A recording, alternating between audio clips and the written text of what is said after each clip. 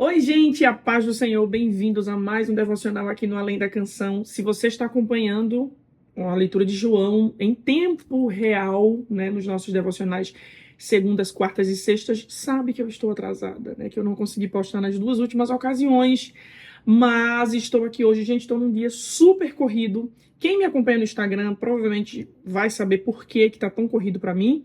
Se você não me acompanha, inclusive, fica a dica, tá?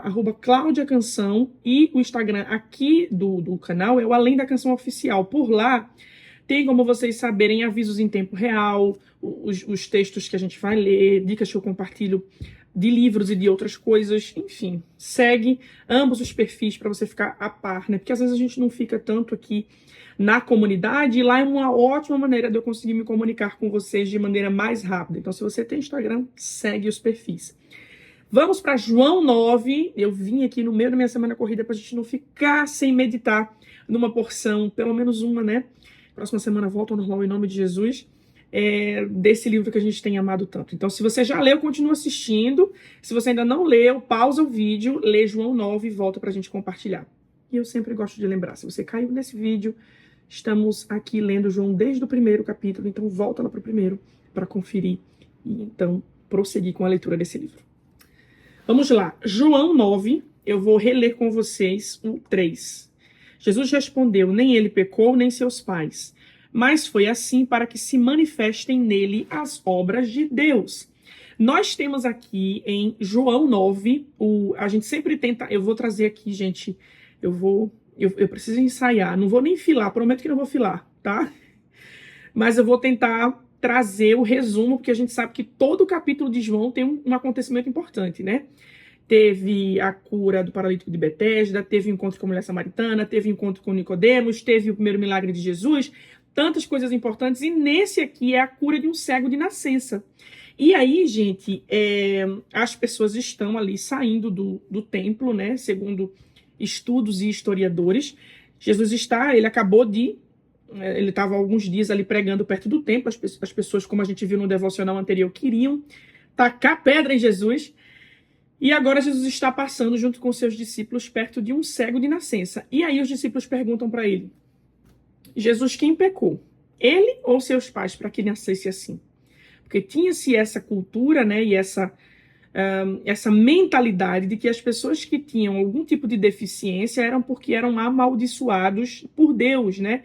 Ou como consequência de um pecado. Poderia ter sido um pecado dos pais, poderia ter sido... E, gente, tem até vertentes que acreditavam na época que poderia ter sido um pecado do feto. Vocês acreditam nisso? E eles utilizavam até como exemplo de um pecado a briga que Jacó e Esaú tiveram dentro do ventre da mãe. Vocês verem. Então eles fazem essa pergunta para Jesus: quem pecou, ele ou seus pais? E Jesus diz: nem ele, nem seus pais pecaram. Mas isso aconteceu para que nele se manifestassem as obras de Deus. Ou seja, tudo isso que aconteceu na vida dele foi para que o nome de Deus fosse glorificado. Aí, gente, Jesus até fala, né? Convém que eu faça as obras daquele que me enviou enquanto é dia, porque a noite vem quando ninguém mais pode trabalhar. E aí, ele fala sobre luz, né? Acredito que fazendo uma alusão justamente, preciso abrir os olhos deste cego e dos cegos, porque esse texto de João, gente, ele tem uma mensagem muito forte, porque Jesus cura um cego, e o restante do texto inteiro fala muito sobre cegueira espiritual. Então, eu acredito que quando Jesus fala isso, né, preciso fazer a obra do Pai enquanto estou no mundo, ele está falando sobre preciso curar outros cegos, inclusive através do milagre que vou realizar na vida deste cego. Então, Jesus, eu percebo aqui, gente, que o cego não pede por esse milagre. Jesus decide operar um milagre na vida daquele cego. Ele cospe no chão, faz um lodo, né, e passa no olho do cego, né? E manda que o cego vá se lavar no tanque de Siloé, que significa enviado. Jesus não faz nada à toa, né, gente? Não faz nada. Tudo que Jesus faz tem um propósito e tem um sentido. E aí aquele homem passou a enxergar, né, a partir de então. Era tido, gente, Jesus, de fato, de novo, tudo dele tem um propósito. Era, como é hoje pra gente, ainda chocante alguém cuspir e fazer lodo com isso e curar alguém com cuspe, saliva. Isso não é higiênico, né? E a intenção de Jesus, de fato, é chocar essas pessoas. É chamar a atenção para esse milagre e para a maneira com que o milagre foi realizado. Ele poderia ter feito de outras maneiras, mas ele escolheu até essa maneira que parece errada, que parece, vamos dizer, nojenta, né? Mas que através deste meio e desta maneira que muitos não concordam, mesmo assim isso não atrapalhou que o milagre fosse efetivado na vida daquele cego. Então aquele homem passa a enxergar. E aí a Bíblia fala, né, nos versos 8 em diante, de que as pessoas não reconheciam o cego e diziam assim: é esse aquele que a gente dava esmola? E aqui um ponto importante. Gente, dar esmolas era uma maneira de ser bom, era uma maneira de parecer bom. E as pessoas se sentiam bem dando esmola porque achavam que estavam fazendo a obra de Deus. E se sentiam abençoadas, vamos dizer assim, enquanto aquelas pessoas não eram abençoadas. Vocês conseguem entender o que eu estou querendo dizer? Eles se sentiam superiores ao dar esmolas. Mas percebam que eles não conseguem reconhecer aquela pessoa que eles deram esmola por tanto tempo, por tantos anos, porque era um cego de nascença. Eles ficam na dúvida se era ou não. Eu acredito que eles passavam, mas eles não tinham a mínima compaixão, eles não tinham o mínimo cuidado de olhar nos olhos, não necessariamente no sentido de olhar para ele, mesmo que ele não enxergasse, não é? Mas eles não tinham interesse de saber quem era ele, de conversar com aquele homem, de não estou querendo me colocar no lugar de santidade, de que todo mundo que a gente vai ofertar ou, né, abençoar de alguma forma, a gente vai se tornar amigo da pessoa. Mas o que Jesus está querendo trazer aqui com esse texto é que, de novo, essa religiosidade das pessoas da época era muito fingida, porque eles mal se importavam, eles não se importavam com aquele homem, de fato e de verdade, a ponto de não conseguirem reconhecer se era aquele homem mesmo, aquele a quem eles davam esmola ou não. Eles ficam na dúvida, é esse? Não, não é esse não. E ele disse, sou eu. Ele dizia, sou eu, era eu com quem vocês davam esmola. E aí, gente, já pegam, de novo, a gente está aqui desde o primeiro capítulo de João, os fariseus, os escribas, catam o cego, levam até o que era cego, e levam até os fariseus, né? E ele conta para eles o que foi que aconteceu, né? Conta desde o início o que foi que aconteceu, como foi que ele foi curado. E os fariseus, de novo, estão revoltados porque Jesus curou num sábado, de novo. Gente, Jesus curou num sábado de novo. E enquanto metade das pessoas, a pauta de sempre, se questionava, se dizia, esse homem é Deus, as outras pessoas diziam, alguém que não vem de Deus ou que não é Deus consegue fazer milagres como esse, consegue curar cegos de nascença. E então eles perguntaram, né, os fariseus perguntaram àquele que havia sido curado, o que é que ele achava? O que é que você acha do homem que curou você? Apesar de não ser a resposta mais indicada, vamos dizer assim, é uma resposta adequada a que o ex-cego dá, né? Ele diz assim, ele é um profeta. Ele não consegue, ele não sabe, né, que ele é Jesus, o Cristo, o Messias, mas ele dá uma resposta que ainda assim incomoda os fariseus. E, gente, o nível de cegueira espiritual do povo era tão grande, e dos fariseus era tão grande, que eles passam a não acreditar no cego. Eles começam a dizer que o cego está mentindo, que ele não era cego, que ele está... Enfim. Sabe o que eles fazem? Vão até a casa dos pais dele para confirmar esse homem era cego. Eles perguntam isso para os pais e ele diz, olha, ele era cego. Eu não sei como foi que ele foi curado. Ó, 20 de João 9. Seus pais responderam e disseram, sabemos que este é nosso filho e sim, nasceu cego.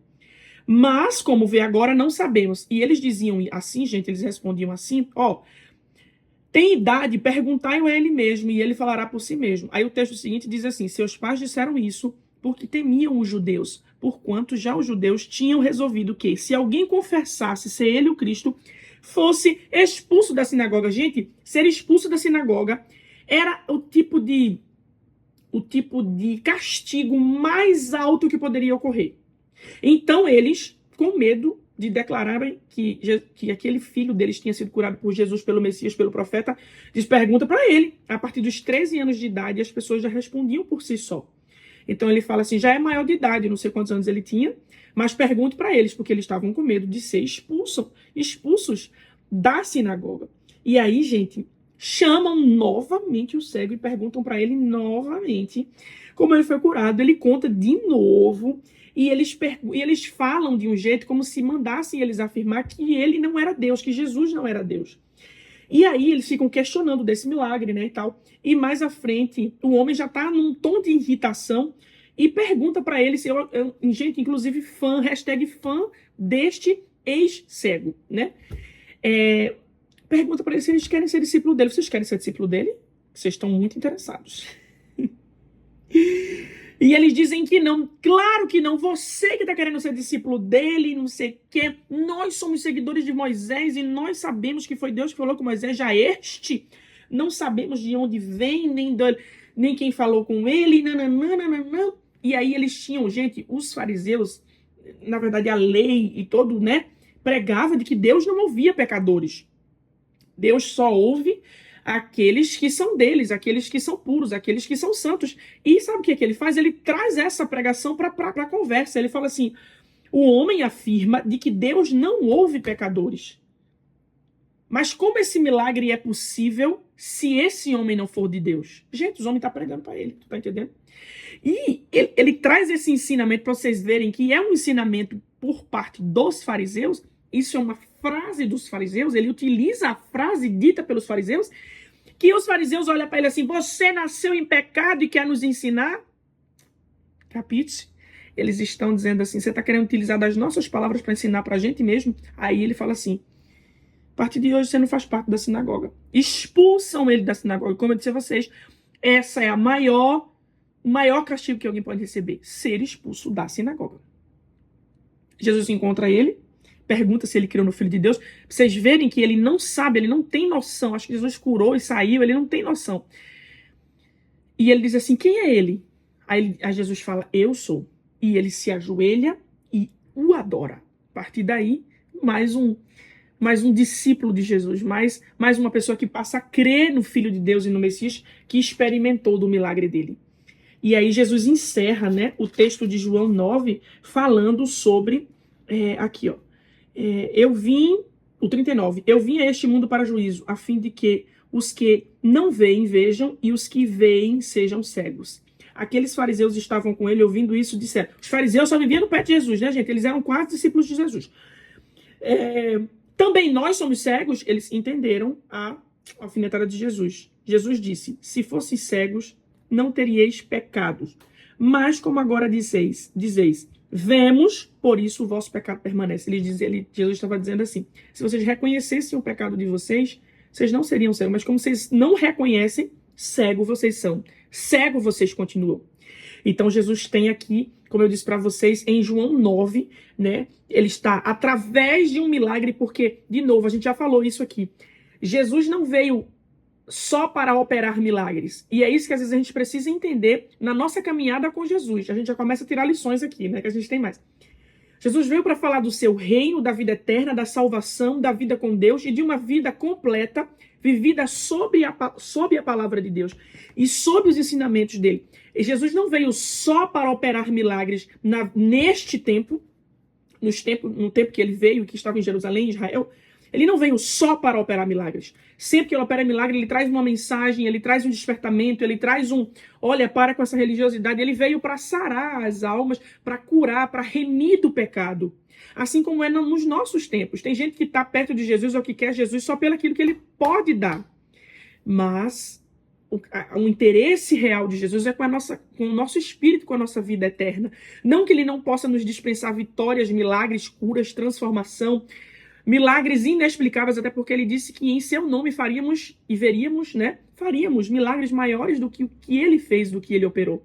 Mas esse não é o foco do reino de Jesus, né? Então, através do milagre da cura do cego, Jesus traz um contexto de cegueira espiritual para tentar curar, sarar aquele povo que estava tão cego a ponto de não reconhecer o Messias, que por tanto tempo já havia sido anunciado e pregado de que ele chegaria. E aí a gente vai continuar nas lições, né? Primeira lição, a segunda, né? Aqui a gente já conseguiu concluir um. Jesus faz milagres por meios que não são considerados convencionais. Não há fórmula e nem regra. Ele faz como quer. Né? A gente às vezes pensa que Jesus vem por uma via, vem por uma maneira, mas ele nos surpreende. Né? E às vezes ele faz. Tem muito disso, gente. Histórias de pessoas que Deus transforma que a gente fala, cara, mas ele não merecia. Ah, mas ela não merecia. Ah, mas por esse caminho. Ele não está sujeito às minhas e às suas regras, às minhas e às suas convenções para operar milagre na vida de quem quer que seja, inclusive na minha e na sua. Então, não se surpreenda tanto com a maneira de Deus agir e a maneira dele fazer, né? Pessoas que não tiveram experiências com Deus sempre vão questionar ou duvidar daquilo que o Senhor fez por nós. Ou ainda questionar a origem do nosso milagre. Seja firme e grato a quem te abençoou. Acontece muito disso. Gente que não tem uma real experiência com ele questionar aquilo que eu e você sente, aquilo que eu e você viveu, aquilo que eu e você... Por isso que tem coisa que a gente é melhor guardar, né? Mas quando o questionado, não se envergonhe do Evangelho de Cristo, não se envergonhe de contar aquilo que o Senhor fez na sua vida, né? Porque só você sabe onde você estava e só você sabe onde ele te colocou. Seja grato e honre a quem te abençoou. Não esqueça disso, assim como esse cego que foi até o fim. Teve o castigo de ser expulso da sinagoga, mas não negou aquele a quem lhe abençoou e aquele a quem fez o milagre na vida dele. E para encerrar, gente, conhecimento ou falsa sabedoria, velada de religiosidade ou preconceito, não impressionam a Deus. E nem nos garante uma vida de santidade. Aqueles homens, né, que se diziam ler a palavra e seguir uma regra ou outra, eles não impressionavam a Deus. Para Jesus, eles eram cegos. Não adianta.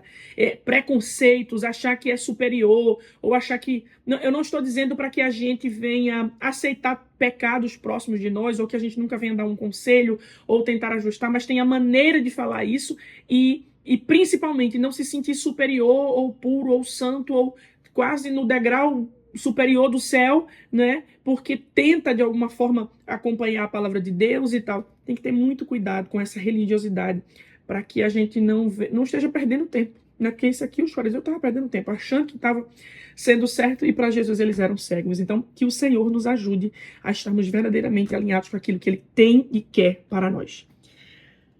Próximo devocional, João 10, o bom pastor, que também a maioria do texto fala sobre ele ser um maravilhoso bom pastor. E eu espero você para o próximo devocional, mas para agora vamos encerrar com uma oração.